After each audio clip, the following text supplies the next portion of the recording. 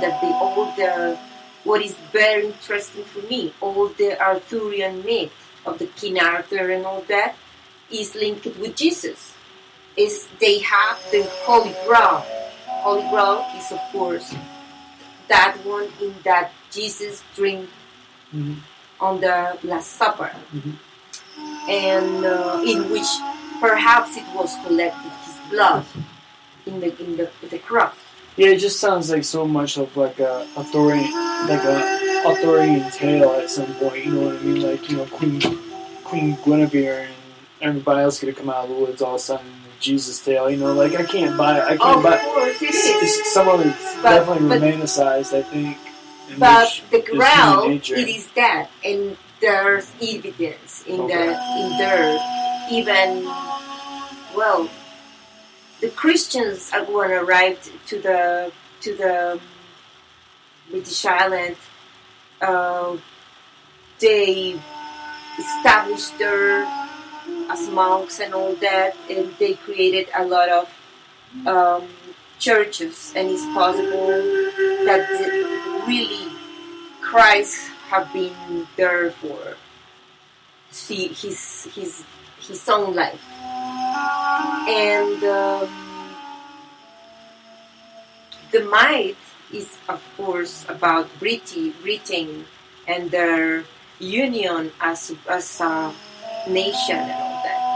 But the Holy Grail is the Holy Grail of Jesus. This is undeniable.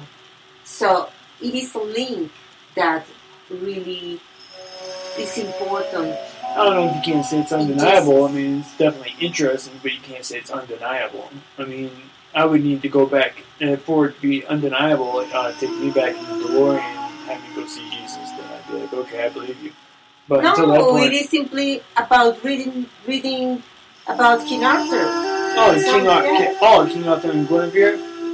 It is the Holy Grail, because they are the Knights of the Grail, baby. And you know this, they are knights because they were the Crusaders, and they were to... No, maybe I got confused, retract and rewind, and I mean... Basically what you're saying, I'm just saying you can't say anything's 100% certain unless you see it. That's all I'm saying. No, it's okay. Of course, because it's a myth. It's a myth. Right. And there is a lot of more, these myths create more and more tales around. Right. And there is even the myth of the Templars being here in South America, and specifically in Argentina, and carrying with them the Holy Grail. There is that myth. Yeah, which really could have just been like an excuse for the Inquisition and for them to go through and spread their textbook Christianity throughout the world, like the plague that it is. And also, yes, it's true, but also they chosen Argentina for specific reasons. Also, for some reasons of power in that lands, there are points of huge power, electromagnetic power, and it was a very rich nation, very rich in silver, very, very rich in silver. Okay, so they chose that for that. Yes, and I know this for an Argentinian occultism channel that existed. It was awesome channel called Infinito, and they made a kind of documentary about going to those little churches that they built there, and they were near towns that strange thing happens, like you go there and the orientation, the brújula, it doesn't work, so things that happens electromagnetic even with time. What's the brújula?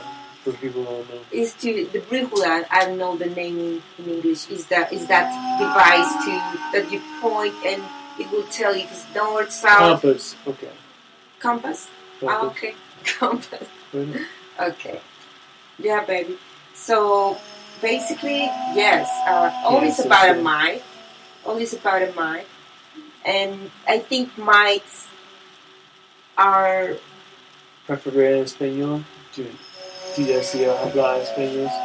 No, it's okay. Because by now we will be doing this podcast in English, but eventually, of course, we will have them in Spanish. Yes, I think mites are more like subconscious meanings to the self, and it was what we were talking before about the apocalypse and all that. I like a lot your point of view, so I want you to explain it. Oh, well, the apocalypse is just, it's nothing bad. It's essentially just another metaphor for spiritual awakening, just like in the Mahabharata or any other spiritual text with scenes that depict violence and catastrophe. And not to say that it's not feasible, or even not to say that people might not even just be manifesting that into our reality, because that is what they believe. So that's what we're getting as an output. But it could very well just be a metaphor for enlightenment. I mean, I know parts of it's very dark, talking about the sky going black and things of that nature, and some of it could be very well astrotheological, as well as predictions from certain seers or sages or other people in which didn't make it into the Bible, for whatever reason, just random texts, and just could even just been thrown in there at the end, just like the Book of Revelation. This is how we'll pitch it. It could have just even been a sales pitch, for them to, pass it along, like, okay, this is, it's mystical, even though the Bible's probably a lot bigger than generally it is already, because it's just like, it's definitely not as big as any Hindu text, but it made it sound frightening. It really is just probably just something for spiritual awakening, like the 4 horsemen and the apocalypse, and which could just be equated with the 4 points, east, north, south, east, west, the 4 points of our planet, and just a change of seasons and a change of times in general, in which it might be a rough transition. It could very well be astrotheological, and it could be a rough transition in that nature, going through another Yuga cycle, even perhaps. It could mean a number of things. I know it talks a lot about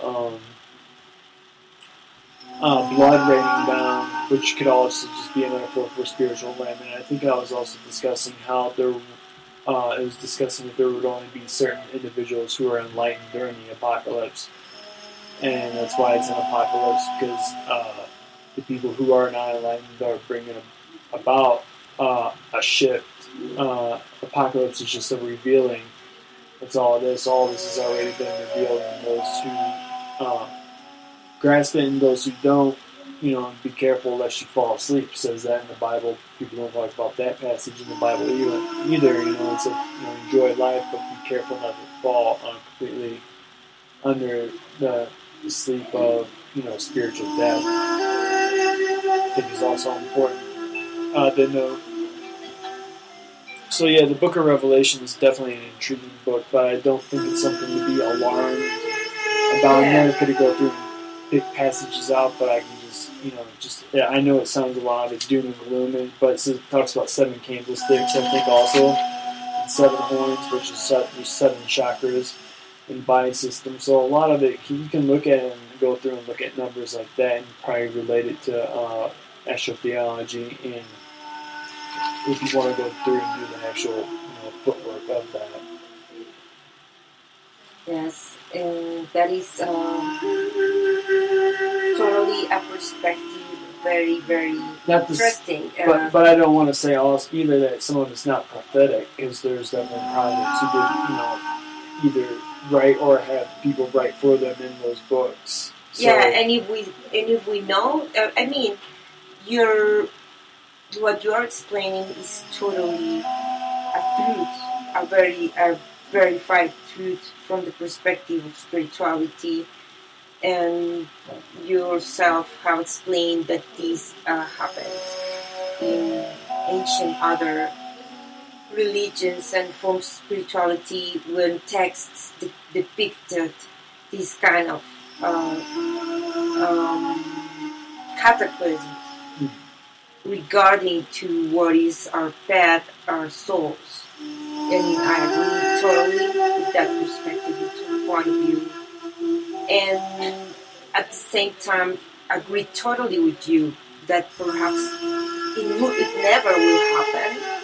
It never will happen the way it is this depicted, something like for everyone expecting to happen. It the way they read it in the text of John. Perhaps it will never happen, but we have seen it constantly and daily for centuries and years through the wars and to the tragedies caused by humanity that are present in our recent history, the First and Second World Wars, the Hiroshima, Nagasaki, were things really apocalyptical. Destruction of tribes.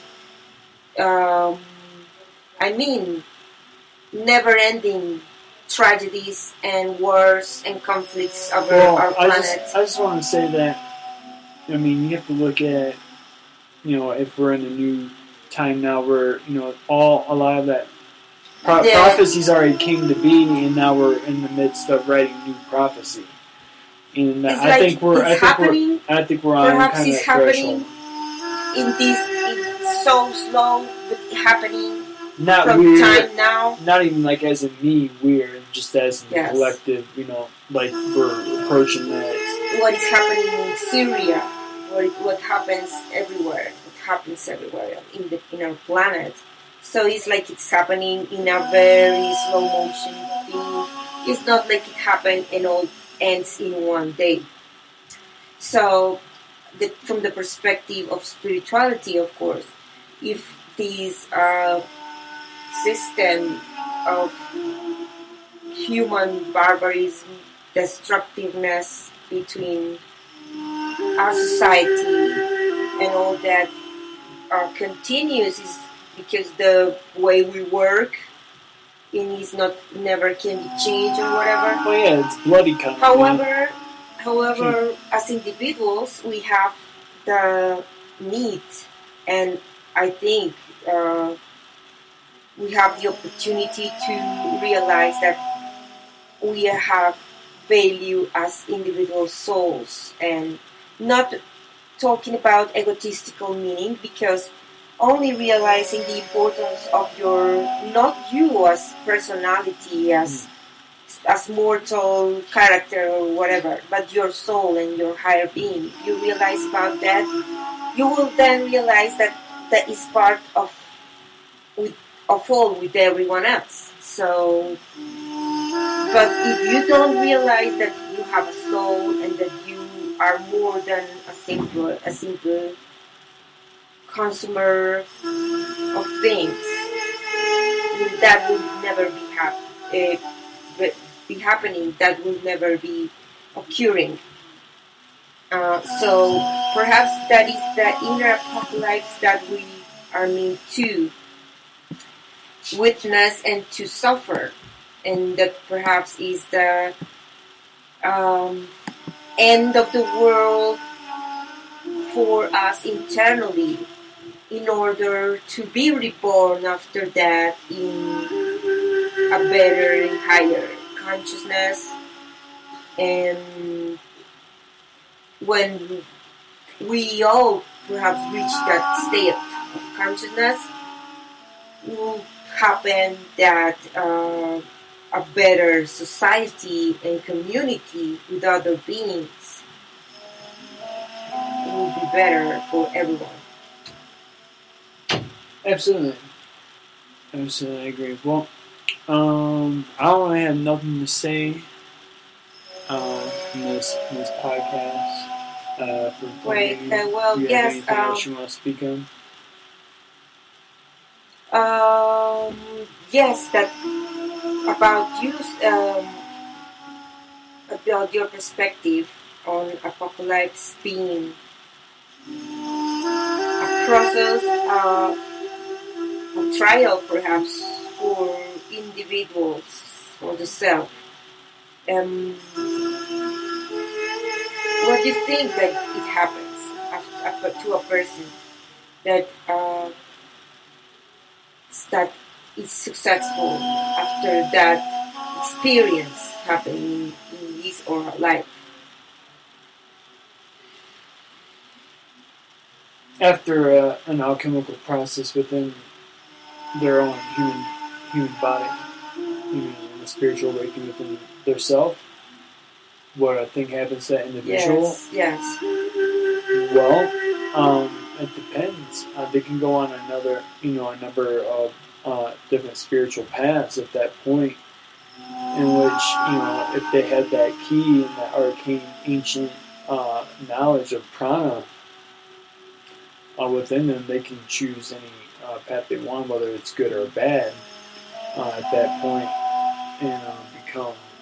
What it just depends. You still have decisions, and you're not always going to be in a high state of samadhi at all points, and unless you're somebody that's been practicing it for since childhood, and for 10, 15, 20 years, a person practicing would probably be bathing consistently in the part of which I had mentioned before, and other people have mentioned before me, that could be considered like an abuse and a form of escapism,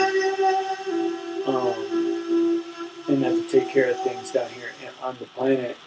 And if you're just hanging out and meditating for 10, 15 years while the world's crumbling around you, you can either kick the post, which is leave your body, yes, and take the last rites of the individual, but then in the same token, you might have something to fulfill as that being, as that spiritual being, in which point you will not be able to kick the post until your purpose is fulfilled, your destiny is fulfilled on this planet.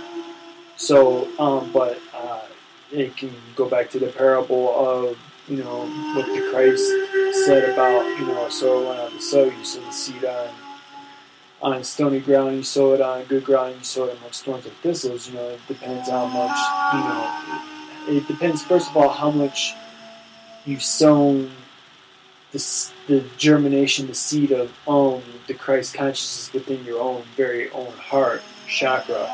It depends how much of that you have accumulated over time and how much you can reap. You can't go out and take a sickle and get more tomatoes or fruits or whatever you need from off the vine if you already plucked it all. Yes, well, to find out, I want to read a quote that I found in a page of the Theosophical Society in America. It is saying, revelation, an unveiling, an opening. Why does a revelation ever happen? Isn't for the sake of understanding? What's the point of it, if not understanding? When we talk about understanding, said Jiddu Krishnamurti, surely it takes place only when the mind listens completely. The mind being your heart, your nerves, your ears. When you give your whole attention to it. Sure, that's why the Christ said you must love him with all your heart, your mind, and your spirit, with every bit of it. It doesn't. People don't take into account all the subconscious thoughts that are going into their mind consistently through all the programming in which they've been victimized to. I would go as far as say being victimized by it to the point of complete lack of free will, free choice even. But that's what I'd say. That's how I depict that passage. You could point to anything and just from the Bible, and if you live by it. I'm not saying that it's a bad book and that And actually, the Jesus character himself was did get, as I mentioned before, pissed off at certain points in the Bible. So. Yeah. Well, thanks for listening. We appreciate your audience and see you or hear you the next time.